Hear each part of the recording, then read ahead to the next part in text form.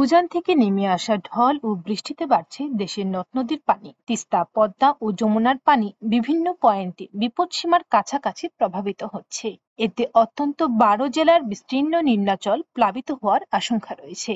ইতিমধ্যে কয়েকটি জেলায় ডুবে গেছে ফসলি জমি, ঘরবাড়ি ও চলাঞ্চল। পানিবন্দী হয়ে পড়েছে কয়েক হাজার পরিবার। পানি উন্নয়ন বোর্ডের বন্যা পূর্বাভাস ও সতর্কীকরণ কেন্দ্রের সর্বশেষ বুলেটিনে বলা হয়েছে, লালমনিরহাট, নীলফামারী, রংপুর, কুড়িগ্রাম, রাজবাড়ী, ফরিদপুর, পাবনা, মানিকগঞ্জ, সৈয়দপুর, মাদারীপুর, মুন্সিগঞ্জ ও ঢাকার নিম্নাঞ্চল প্লাবিত হওয়ার ঝুঁকি রয়েছে।